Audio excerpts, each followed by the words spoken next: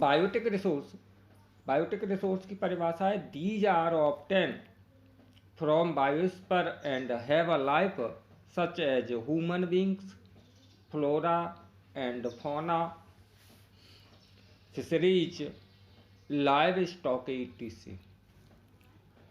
तो जैव संसाधन, इन संसाधनों की प्राप्ति जीवमंडल से होती है। These are obtained from a biosphere and have a life such as human beings। तो जैव संसाधनों की प्राप्ति कहाँ से होती है? जीवमंडल से होती है, और इसमें जीवन व्याप्त होता है, जैसे मनुष्य, वनस्पति, प्राणी जात, फिशरी मत्स्य जीवन, पशुधन आदि। दूसरा होता है अबायोटिक रिसोर्स। अबायोटिक रिसोर्स है all those things which are composed of non living things are called abiotic resource, for example rock and matter. तो अबायोटिक में वे सारे संसाधन जो निर्जीव वस्तुओं से बने हैं, क्या लिखा है? All those things which are composed of non living things, वे सारे संसाधन जो निर्जीव वस्तुओं से बने हैं, आर कॉल्ड अबायोटिक रिसोर्स, वो सभी संसाधन क्या कहलाते हैं? अजैविक रिसोर्स कहलाते हैं। फॉर एग्जाम्पल के लिए रॉक एंड मेटल। इसके बाद आता है ऑन द बेसिस ऑफ एग्जिबिलिटी, समाप्यता के आधार पर रिसोर्स कितने प्रकार के होते हैं? ये भी दो प्रकार के होते हैं। एक होता है रिन्यूएबल रिसोर्स, दूसरा होता है नॉन रिन्यूएबल रिसोर्स। इन्हें भी समझेंगे। तो the resource which can be renewable और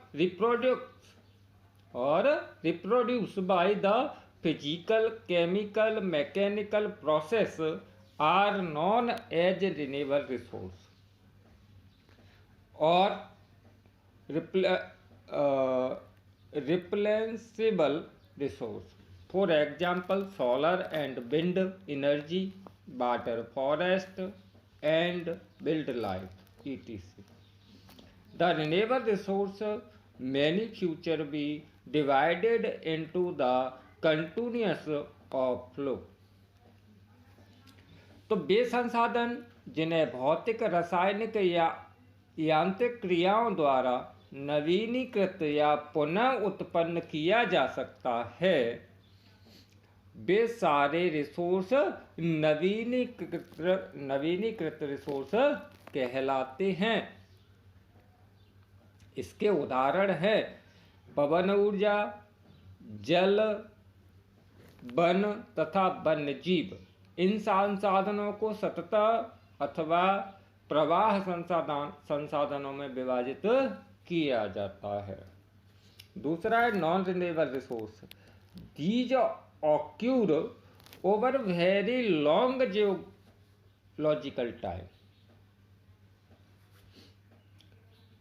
minerals and fossil fuel are example of such resource. तो these occur over very long geological time. इन संसाधनों का विकास एक लंबे भूवैज्ञानिक अंतराल में होता है। Minerals and fossil fuel are example, जिसके क्या है उदाहरण हैं? मिनरल्स, खनिज और जीवाश्म ईंधन इस प्रकार के संसाधनों के उदाहरण हैं।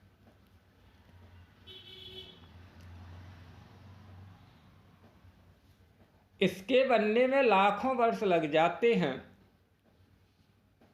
Millions of years. तो क्या लिखा है? These resource take millions of years in their recyclable and some like fossil fuel can not be recycled and get exhausted with their use. तो इनमें कुछ संसाधन ऐसे हैं, जैसे धातु है जो रिसाइकेबल होती हैं, जबकि जीवाश्म ईंधन अचक्रीय होता है, जिसका रिसाइकल नहीं होता है और जिन्हें एक बार यूज करके ये ख़त्म हो जाते हैं। तो अभी तक हमने देखा टाइप ऑफ रिसोर्स में on the basis of origin, तो उत्पत्ति के आधार पर दो प्रकार के रिसोर्स होते हैं, बायोटिक एंड अबायोटिक। इन दोनों को आप लिख लेना और समझ लेना। इन्हें जब भी आएगा डिफरेंस बताने के लिए आएगा तो इन दोनों की परिभाषा लिखना है तुम्हें। ऑन द बेसिस ऑफ एग्जिबिलिटी के आधार पर रिन्यूएबल रिसोर्स होते हैं और नॉन रिन्यूएबल रिसोर्स होते हैं, ये भी मैंने समझा दिया है। On the basis of ownership, अब आता है तीसरा resource, on the basis of ownership. तो इंडिविजुअल रिसोर्स, तो these are also owned privately by individuals. तो वे रिसोर्स जो खुद के होते हैं, प्राइवेट होते हैं, माने खुद के ही होते हैं, इंडिविजुअल, वो सारे many farmers own lands which is allotted to them by government. तो तुमने देखा होगा बहुत सारे किसानों के पास खुद की जमीनें होती हैं और वो सरकार के द्वारा दी गई होती हैं against the payment of revenue, जिसके लिए वो रेवेन्यू देते हैं, पेमेंट देते हैं या कर देते हैं। वे सरकार को क्या देते हैं? लगान देते हैं। In village there are people with land ownership but these are many who are landless. तो आपने देखा हो गांव में बहुत से लोग भूमि के स्वामी भी होते हैं और बहुतों के पास भूमिहीन होते हैं। शहरों में लोग भूखंड घरों लिखा है ना, तो there many land urban people own plots house and other property plantation pasture lands ponds water in well etc are some of example of resource ownership by individual. Make a list of resource owned by your household. तो आपने देखा होगा कि शहरों में लोगों के पास plot होते हैं, हाउस होता है एंड अदर प्रॉपर्टी, और बहुत सारे तरीके की प्रॉपर्टी होती है। प्लांटेशन प्रोस्ट्यू लैंड होता है, बागवानी या बगीचा लगाने वाला पार्क वाला क्षेत्र होता है। पॉन्ड्स होते हैं, वाटर इन वेल होता है, कुएं होते हैं। Are some of the example of resource of ownership, ये सभी रिसोर्स ऑफ ऑनरशिप के उदाहरण हैं। जो कैसे है? बाय इंडिविजुअल्स, जो खुद के होते हैं। ये make the list of resource on, ये तो कोई मतलब नहीं है। दूसरा कम्युनिटी ओन्ड रिसोर्स। तो ये रिसोर्स होते हैं कौन से? कम्युनिटी, जो सामुदायिक स्वामित्व वाले संसाधन होते हैं, इन्हें कम्युनिटी वन रिसोर्स बोलते हैं। There are resource which are accessible to all the member of the community. ये वे सारे रिसोर्स होते हैं जो एक समाज, एक कम्युनिटी के लिए खुले होते हैं। Village common grazing ground, burial grounds, village pond, public park, picnic spot इसके उदाहरण हैं। तो कैसे बोलेंगे? वे संसाधन समुदाय के सभी सदस्यों को उपलब्ध होते हैं। गांव में ग्राजिंग ग्राउंड, बर्नियल ग्राउंड, माने इसे बोलते, बर्नियल ग्राउंड को शमशान बोलते हैं, ठीक है, और ग्राजिंग ग्राउंड को ये बोलते हैं चारागाह। विलेज पॉन्ड्स, गांव में जो तालाब होते हैं, पब्लिक पार्क होती हैं, पिकनिक स्पॉट होते हैं, ये सभी किसके उदाहरण होते हैं? कम्युनिटी वन रिसोर्स की। तो समझ में आ गया?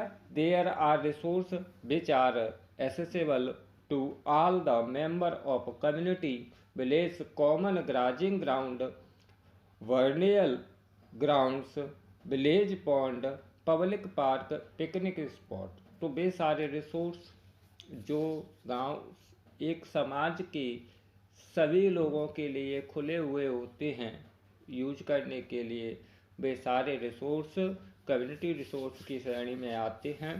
विलेज गांव में तुमने देखा होगा ग्राजिंग ग्राउंड्स जो चारागाह क्षेत्र होते हैं वो बर्निंग ग्राउंड्स समझा। इसके बाद national resource.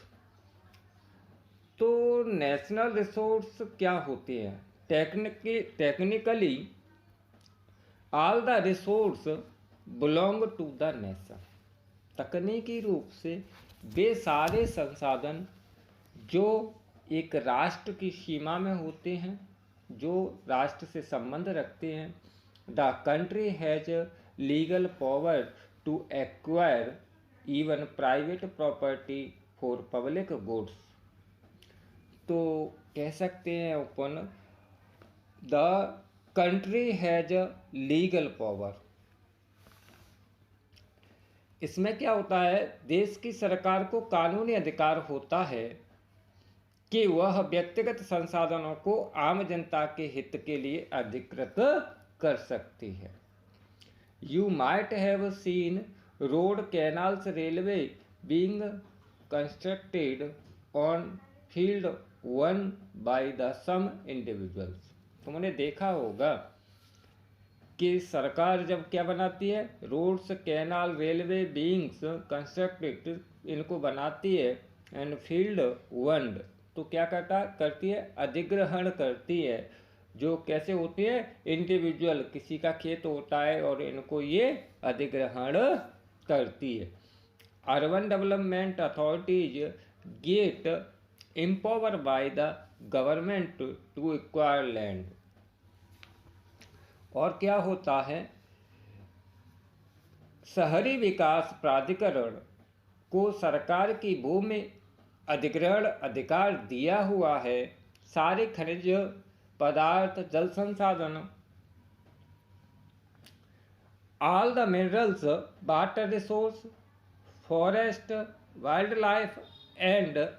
Life land within the political boundaries and oceanic area up to 12 nautical miles 2.2 kilometre from the coast termed as territorial water and resource there belong to the nation.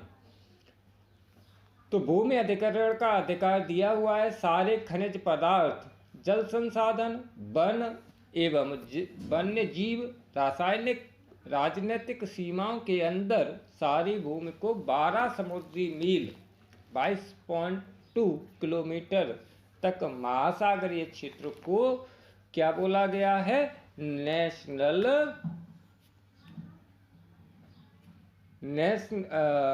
क्या बोला गया है, national resource में आते हैं। International resource. There are international institutions which regulate some resource, the oceanic resources beyond 200 nautical miles of the exclusive economic zone belong to open ocean, and no individual community can utilize these without the concurrence of international institutions.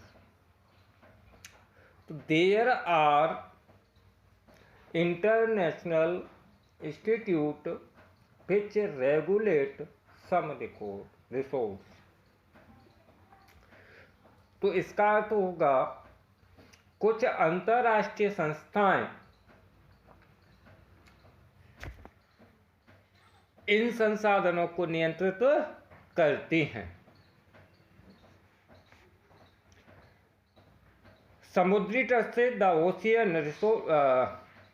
The oceanic resource beyond 200 nautical miles of exclusive economic zone.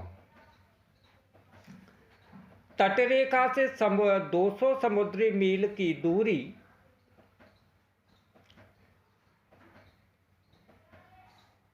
के सारे खुले महासागरीय संसाधनों पर किसी देश का अधिकार नहीं है।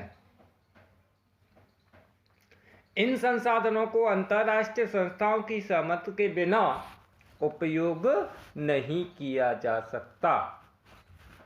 लेकिन आपने एक अभी झगड़ा चल रहा है अमेरिका और चाइना का।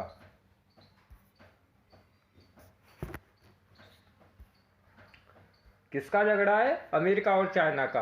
केवल इसी चीज को लेके है कि चाइना अंतर्राष्ट्रीय सीमा वाले क्षेत्र को अपना बता रहा है और इसी कारण से ये झगड़ा हो रहा है समुद्री जगह। तो इसीलिए समझ में आ गया होगा, there are international institute which regulate some resource. तो कुछ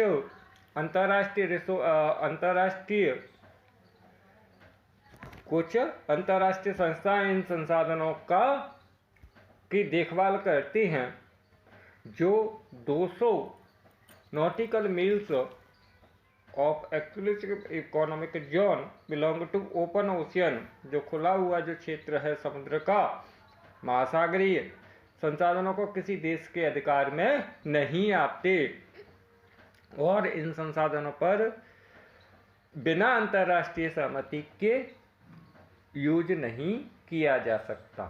तो ये हो गया, 4 रिसोर्स हो गए। कौन कौन से हो गए? इंटरनेशनल रिसोर्स हो गया, नेशनल रिसोर्स हो गया, इसके बाद हो गया इंडिविजुअल रिसोर्स हो गया और कम्युनिटी रिसोर्स हो गया। तो ये 4 रिसोर्स किसके हिस्से हैं? कम्युनिटी ऑनरशिप के आधार पर ये रिसोर्स की श्रेणी में आते हैं। किसके आधार पे आते हैं? On the basis of ownership की श्रेणी में। इसके बाद आता है तुम्हारा on the basis of the status of development. विकास के स्तर के आधार पर रिसोर्स कितने प्रकार के होते हैं? तो पहला होता है पोटेंशियल रिसोर्स।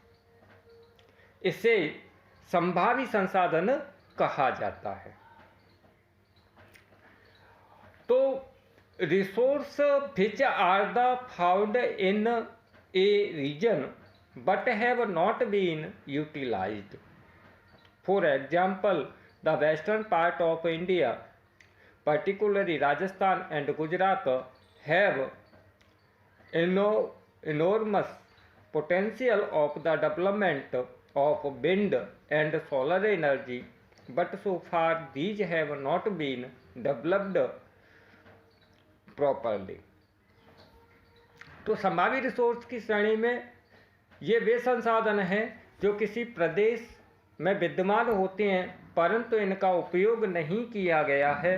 उदाहरण के तौर पर भारत के पश्चिमी भाग में, विशेषकर राजस्थान गुजरात में पवन और सौर ऊर्जा के अपार संभावनाएं हैं, but so far these have not been developed properly. लेकिन इनका अभी तक सही ढंग से विकास नहीं हुआ है। ये हो गया पोटेंशियल। दूसरा है डेवलप्ड रिसोर्स, विकसित संसाधन। डेवलप्ड रिसोर्स को क्या बोलते हैं? विकसित संसाधन। Resource which are surveyed and their quality and quantity have been determined for utilization. The development of resource depend on the technology and level of their feasibility.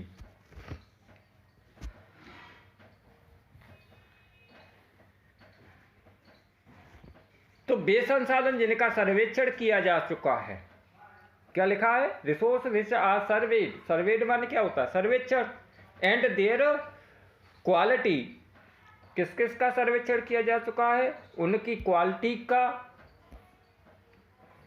And quantity और मात्रा, have been डिटर्मिनेड for utilisation. तो जिनका सर्वेक्षण किया जा चुका है और उनके उपयोग की गुणवत्ता और मात्रा निर्धारित की जा चुकी है, विकसित संसाधन कहलाते हैं। ये संसाधन का विकास प्रौद्योगिकी और उनकी साम्यता के आधार पर निर्भर करता है। इसके बाद आता है स्टॉक। स्टॉक का मीनिंग तो सभी जानते हैं, स्टॉक को बोलते हैं भंडारण। तो material in the environment which have the potential of satisfy human needs, but human beings do not have the appropriate technology to assess these, included among। तो कैसे है, मटेरियल्स वे संसाधन भंडारण का हिस्सा हैं। क्या लिखा है, मटेरियल्स इन एनवायरमेंट, पर्यावरण में वे संसाधन,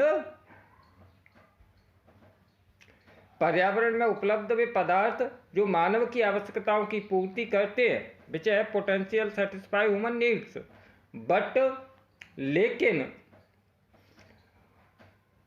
उपयुक्त प्रौद्योगिकी के अभाव के कारण वे पहुंच से बाहर हैं। वो भंडारण में शामिल, ऐसे संसाधनों को भंडारण में शामिल किया जाता है। इसके बाद आता है तुम्हारा स्टॉक। तो स्टॉक के उदाहरण देखो, for example water in the compound of two inflammable gas, hydrogen and oxygen, which can be used as a rich resource of energy, but we do not have the required technically know how to use them for this purpose, hence it can be considered as stock। तो भंडारण में शामिल है। उदाहरण के लिए जल, दो गैसें हाइड्रोजन और ऑक्सीजन के यौगिक हैं। हाइड्रोजन ऊर्जा का बहुत बड़ा स्रोत है,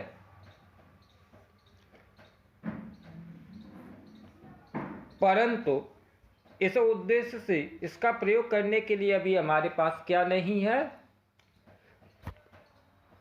हमारे पास तकनीक का ज्ञान अभी नहीं है।